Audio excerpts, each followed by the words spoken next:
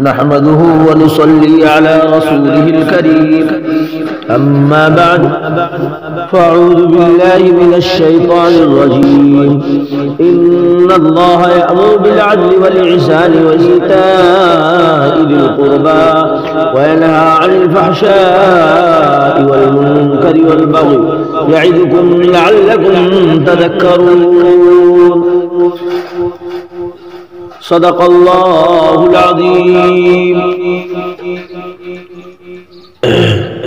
میرے محترم بزرگوں دوستو، یہ قرآن کی بہت مشہور آیت ہے جو ہر جمعہ کو خطبہ کے آخر میں ہم سنتے ہیں، مگر ہم سے یہ کیا مطالبہ کر رہا ہے، ہم اس سے غافل ہیں۔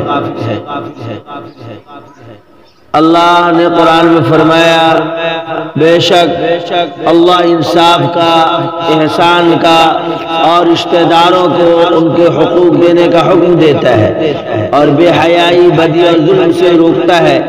وہ تمہیں نصیحت کرتا ہے تاکہ تم نصیحت قبول کرو۔ میرے محترم، عدل تو یہ ہے جس کا جس قدر حق ہے عین اسی قدر آپ اسے دیں۔ احسان تو اس سے بھی بڑھا ہوا ہے۔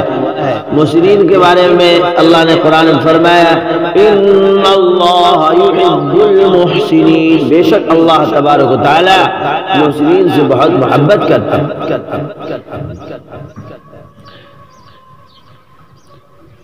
اور رشتہ داروں کا پاس لحاظ رکھو۔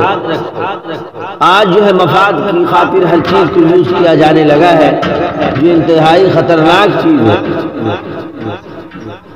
مفاد سے کو چھوڑ کر کے سوچنا چاہیے آدمی کو کہ یہ ہمارا رشتہ دار ہے، اس کا ہر حساب سے پاس لحاظ رکھنا چاہیے۔ اور جو رشتہ داری کو توڑتا ہے اس کے بارے میں آقا صلی اللہ علیہ وسلم نے ارشاد فرمایا لا يدخل الجنت قاطع، رشتہ کو توڑنے والا جنت میں نہیں جائے گا۔ آقا تاجدار محمد عربی صلی اللہ علیہ وسلم نے ارشاد فرمایا ہونا تو یہ چاہیے جو تم سے رشتہ کو توڑے تم اس سے رشتہ کو جوڑو۔ کیا فرمایا؟ صل من قطعک واعفو عمن ظلمک، جو تم سے رشتہ کو توڑے تم اس سے جوڑو۔ اخلاق پیش کرو۔ اخلاق کیا ہے؟ اپنی انا کو نکال کر کے دوسروں کو سلام کرنا، دوسروں کو بڑھاوا دینا، یہی تو بڑک پن ہے۔ جن چیزوں سے یہاں منع فرمایا گیا ان میں سب سے پہلے بے حیائی ہے۔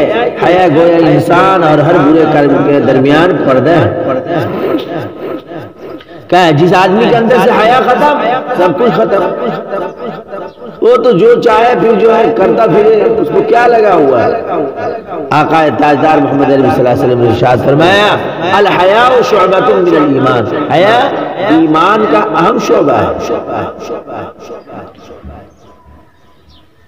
بے حیائی کے بعد منکر سے منع کیا گیا، یقینی بات ہے جب منکر سے وہ بچ جائے گا تو اللہ والا ہو جائے گا، اور اللہ والا کیا ہے؟ تقویٰ آ جائے گا اس کے اندر۔ اور تقویٰ کا ایک معنی یہ ہے کہ توحید کے ساتھ شرک کی ملاوٹ نہ ہو، یعنی خالص توحید ہو، اخلاص کے ساتھ نفاق نہ ہو، ہر عبادت کے ساتھ بدعت نہ ہو، خدمت کے ساتھ ریا نہ ہو، اور اگر نعمت دستیاب ہو تو اس کے بارے میں شکایت نہ ہو۔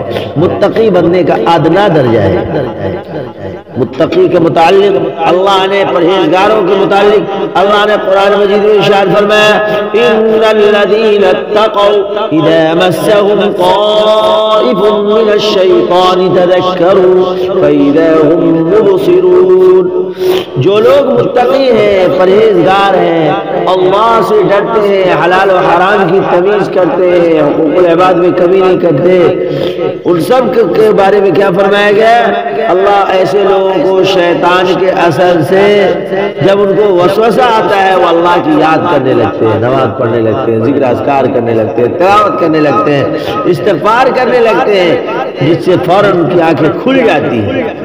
اللہ ہم سب کو اپنی مرضیات پر چلنا آسان فرمائے۔ جزا اللہ عنا محمد صلی اللہ علیہ وسلم۔